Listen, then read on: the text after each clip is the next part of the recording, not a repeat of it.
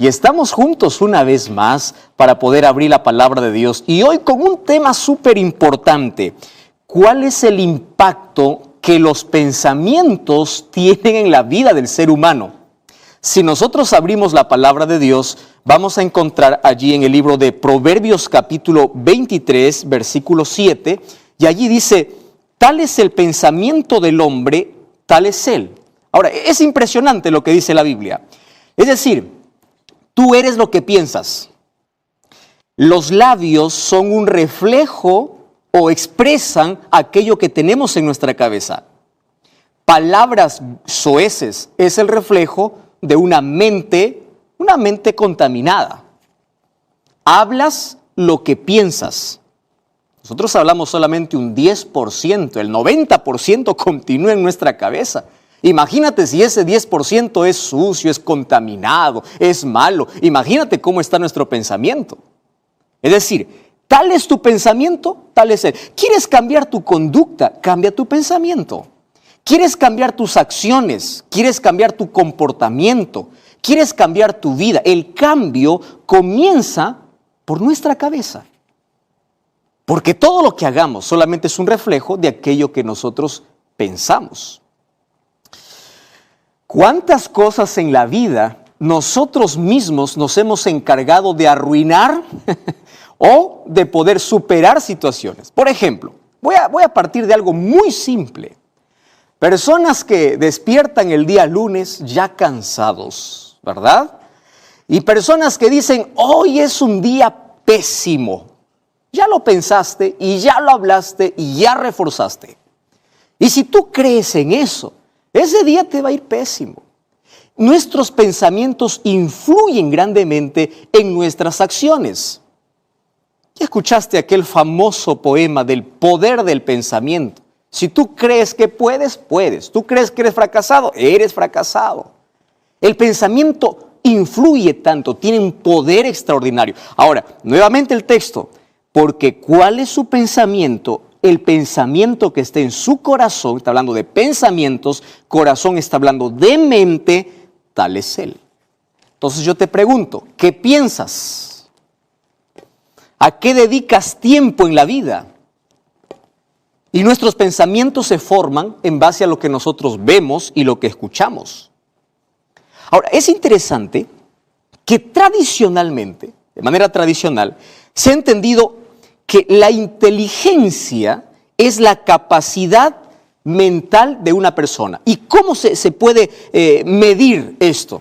Bueno, a través de un examen de un coeficiente intelectual. Nosotros esto hemos escuchado alguna vez. Y allí tú puedes hacer un examen, un test, etcétera, etcétera, y tú puedes ver cuál es el grado de coeficiente intelectual. Solo que digo que esto es lo que tradicionalmente se entiende. ¿Por qué? Porque apareció un hombre llamado Howard Gardner, que él propuso en un libro la estructura de la mente y una teoría de inteligencia múltiple.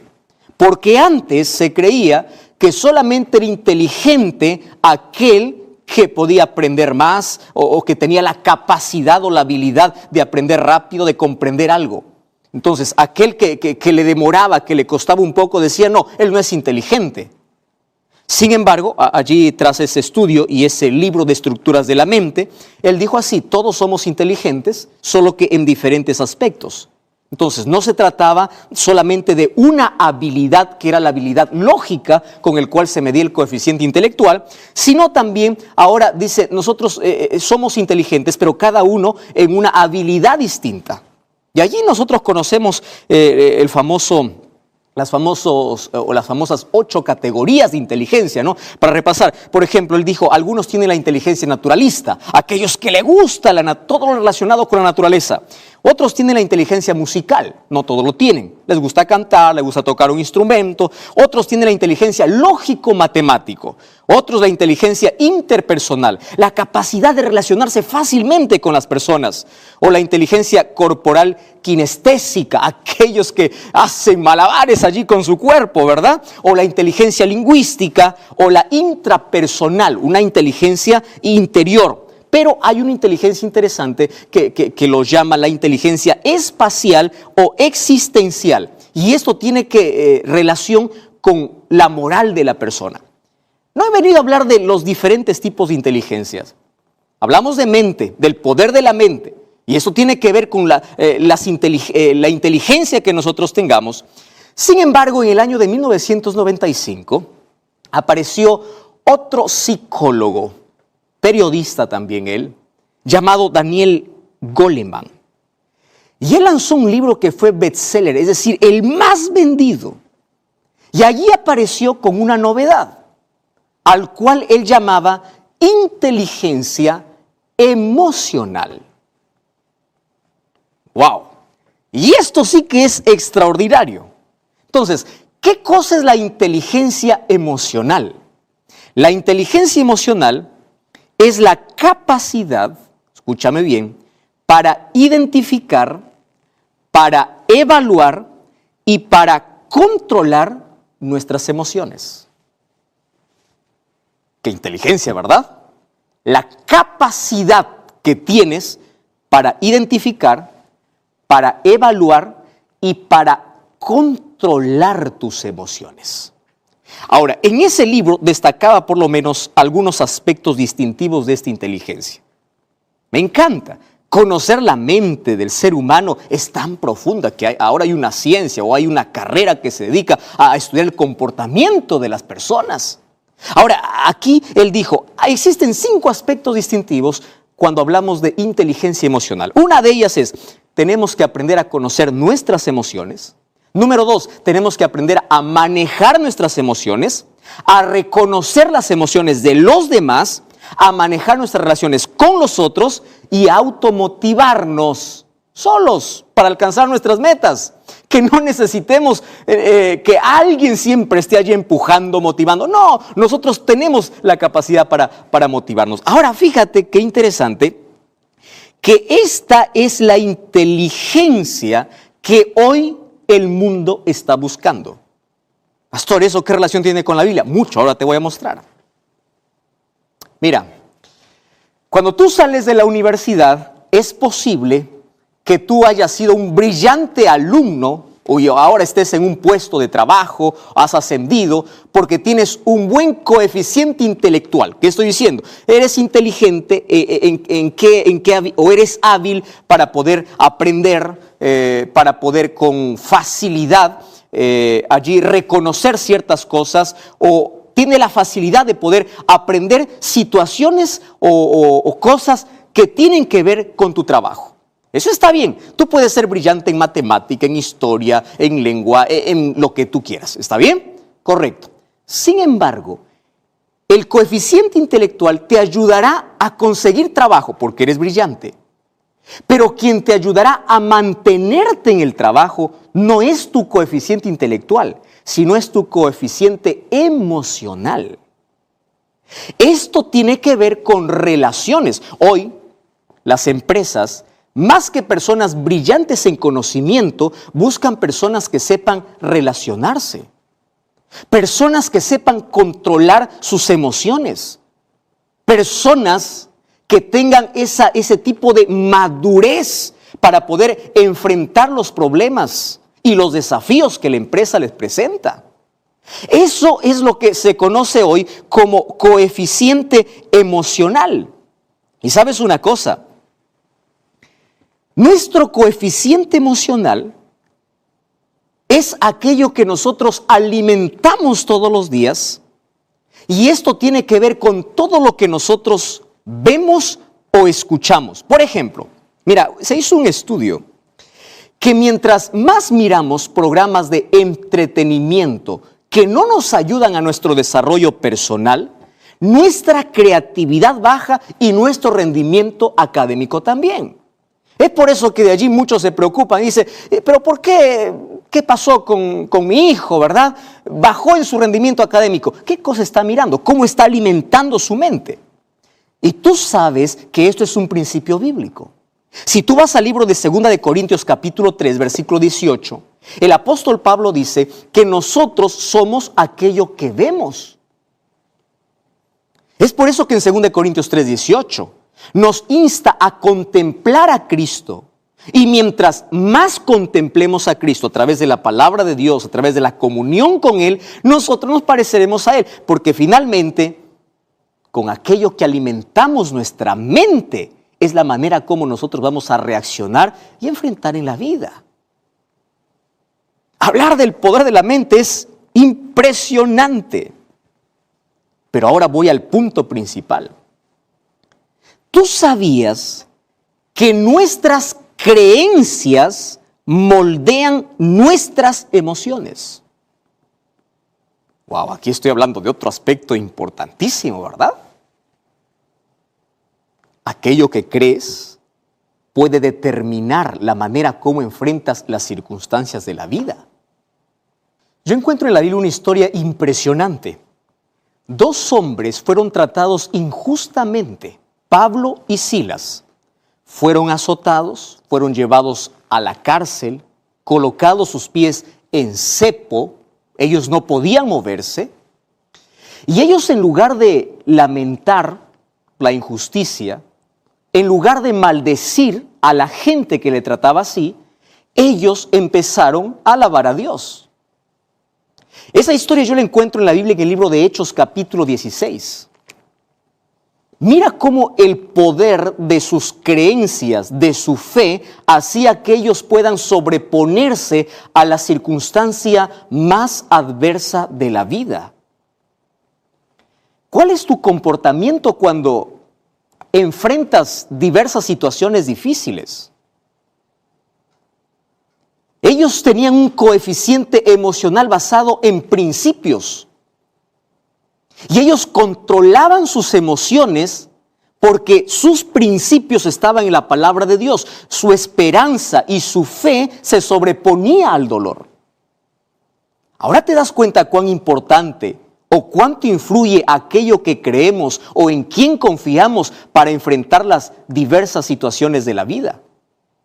En la Biblia yo encuentro por lo menos 3 ejemplos de 3 personajes que me ayudan a ver cómo funciona el poder de nuestro pensamiento.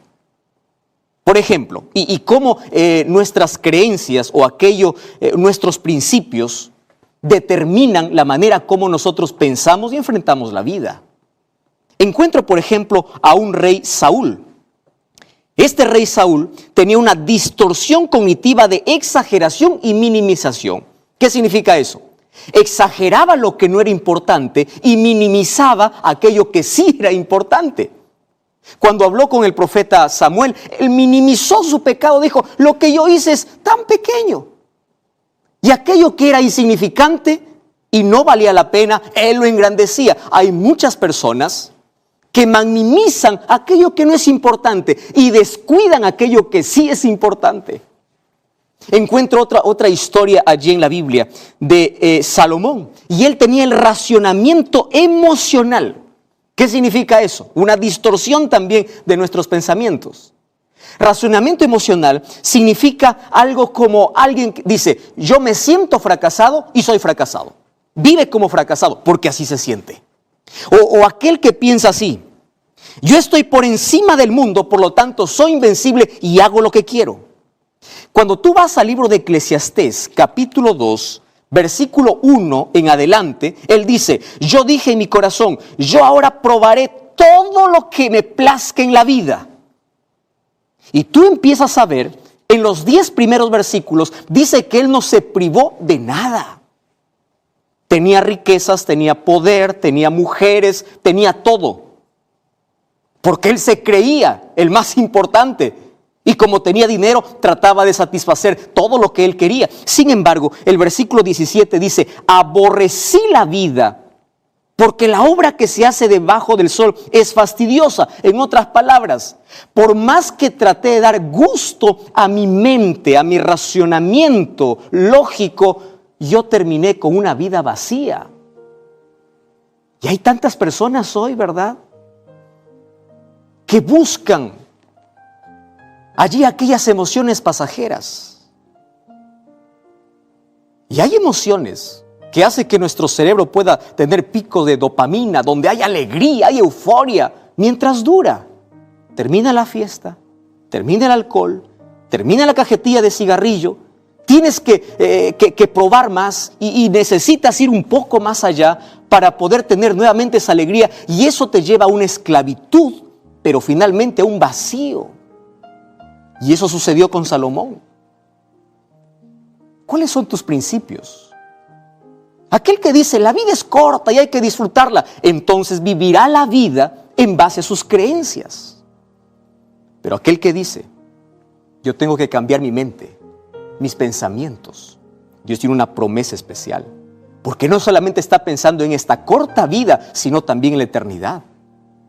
Y es por eso que Romanos capítulo 12, versículo 1 y 2 dice, sino que renovaos vuestra mente. Dios quiere cambiar tus pensamientos, y para cambiar tus pensamientos tú tienes que establecer tus valores y principios en la palabra de Dios. ¿De qué manera yo puedo reemplazar un pensamiento negativo con otro positivo? ¿Y sabes cuál es la mejor manera? El libro de Colosenses capítulo 3, versículo 2 dice, poned la mira en las cosas de arriba. En otras palabras, estás pasando por un momento difícil en la vida. Estás pasando por una tragedia en la vida. Estás pasando por los sinsabores de la vida. Cambia tu manera de ver. ¿Cómo cambias? Reemplazando el dolor por la esperanza. Y empieza a mirar al cielo. Empieza a mirar con fe, con esperanza. Cuando tú colocas tu mirada en el cielo, es decir, en Cristo, cuando tu visión, cuando tu vida se enfoca en la palabra de Dios, entonces tu mente empieza a cambiar. Y a medida que tú vayas a leer la palabra de Dios, fortalecerás tu mente. Y sabes, podrás enfrentar la vida de manera diferente. Hoy quiero pedir que Dios pueda transformar mi mente y también tu mente. Porque nuestras acciones y la manera como enfrentamos la vida depende de cómo pensamos. ¿Quieres que Dios cambie tu vida? Cambia tus pensamientos. Pero tú no puedes solo. Deja que Dios trabaje en ti. Todo lo que tienes que hacer es fortalecer tu inteligencia y tu mente con el poder de la palabra de Dios. ¿Quieres orar conmigo? Querido Dios, gracias porque hoy hay tantas personas que toman esta decisión. Porque ellos quieren un cambio en su vida. Quieren que sus acciones, su comportamiento, conducta sea diferente. Mas no podemos si nuestra mente continúa siendo la misma. Queremos que renueves nuestra mente. Queremos que tu palabra limpie nuestra mente. Y a partir de hoy queremos fortalecer nuestros pensamientos, porque nuestras creencias y valores van a estar basados solamente en tu palabra. Toma nuestra vida, entregamos nuestra mente para ser transformada por ti. En el nombre de Jesús. Amén.